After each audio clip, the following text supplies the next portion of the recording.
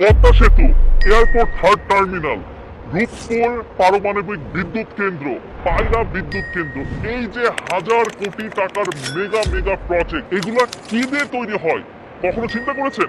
আজকে আপনাদেরকে সেই জিনিসটা দেখাবো। এই যে আমি যেখানে দাঁড়াই আছি, এটা হচ্ছে গ্রানাইট বা কঠিন শিলা। এই গ্রানাইট দিয়েই তৈরি হচ্ছে এগুলা বড় বড় মেগা প্রজেক্ট। গেস করেন এখন আমরা কোথায় আছি? আমরা এখন মাটির নিচে। কত নিচে জানেন?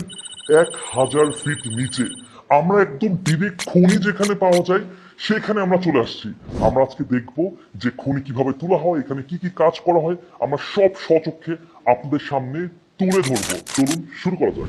আজকে আমরা দেখতে আসছি পৃথিবীর গ্রানাইটের একমাত্র ভূগর্ভস্থ খনি দিনাজপুরের মধ্যপাড়া কঠিন শিলা খনিতে, যেখানে আছে বেস্ট কোয়ালিটির 175 মিলিয়ন মেট্রিক টন গ্রানাইট। ফলে এখান থেকে আগামী 60 থেকে 70 বছর অনায়াসে গ্রানাইটের প্রোডাকশন করা সম্ভব। এইবার চলেন টাকার হিসাবটা দিই।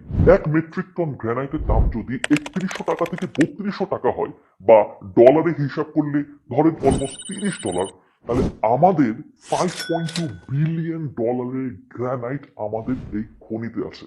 দেশের বড় বড় মেগা প্রজেক্টসে যেরকম গ্রানাইট লাগে, তেমন আমরা এইটা দিয়ে প্রিমিয়াম টাইলস, বেসিন, সিঙ্ক, রান্নাঘরের কাউন্টার টপও বানানো হয়। মজার ব্যাপার কি জানেন? পৃথিবীর সপ্তাশ্চর্যের একটা মিশরের গ্রেট পিরামিডেও 8000 মেট্রিক টন গ্রানাইট ব্যবহার করা হয়েছে।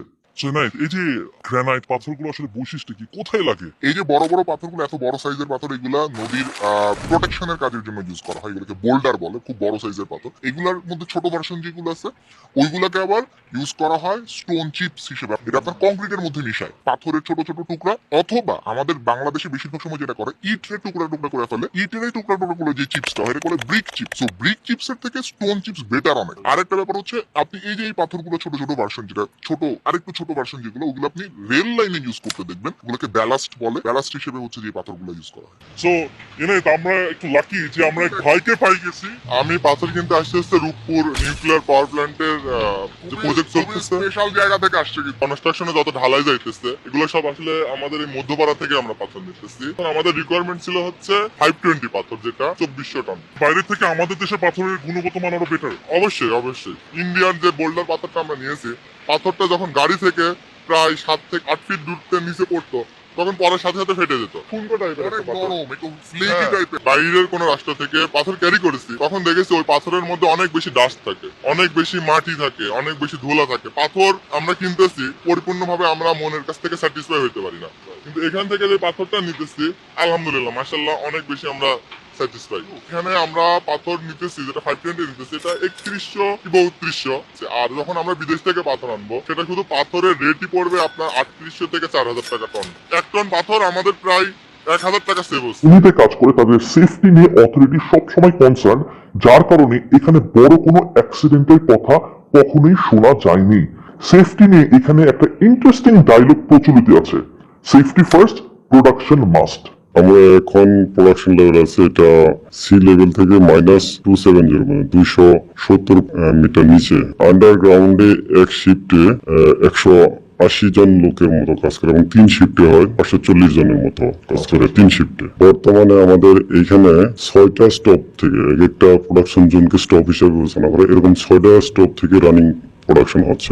দিনাজপুরের পার্বতীপুর উপজেলার মধ্যপাড়া গ্রামের 1.20 স্কোয়ার কিলোমিটার জায়গা নিয়ে আছে এই বিশাল কঠিন শিলা খনি, যেটার মধ্যে 17 কিলোমিটারের একটা রেল লাইনও আছে। দেশ স্বাধীনের পর 1974 সালে এখানে হিউজ অ্যামাউন্টের কঠিন শিলা থাকার খোঁজ পাওয়া যায়। এরপর 1994 সালে ডেমোক্রেটিক পিপলস রিপাবলিক অফ কোরিয়ার ঠিকাদারি প্রতিষ্ঠান নামকে খনির কাজ শুরুর দায়িত্ব দেওয়া হয়, কিন্তু তারা খুব একটা সুবিধা করতে পারে না। এরপর 2007 সালে এর দায়িত্ব হাতে নেন Madhyapara granite mining company limited, কিন্তু তারাও কোনো প্রকার প্রফিট রিপোর্ট করতে না পারলে 2013 সালে মাইন অথরিটি এবং পেট্রো বাংলা এটার দায়িত্ব দেয় বেলারুশের কোম্পানি জার্মানিয়া ট্রেস্ট কনসোর্টিয়াম বা জিটিসি, এবং তাদের সাথে কন্ট্রাক্ট করা হয় $171.86 মিলিয়ন।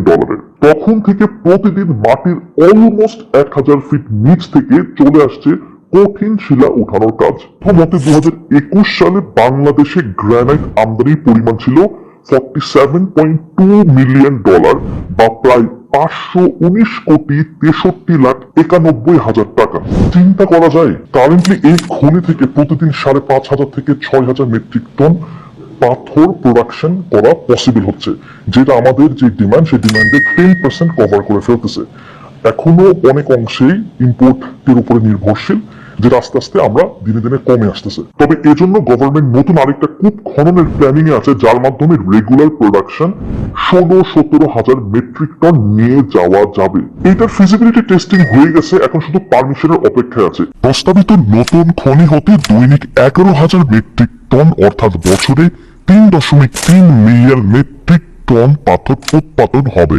বিদ্যমান ও নতুন খনির সম্মিলিত পাথর উৎপাদন ক্ষমতা হবে 4.93 মিলিয়ন মেট্রিক টন, যার মাধ্যমে দেশের পাথরের চাহিদার প্রায় 25% পূরণ করা সম্ভব হবে। খনির আয়ুষ্কালে 113.65 মিলিয়ন মেট্রিক টন পাথর উৎপাদনের ফলে পাথর আমদানি হ্রাস পাবে।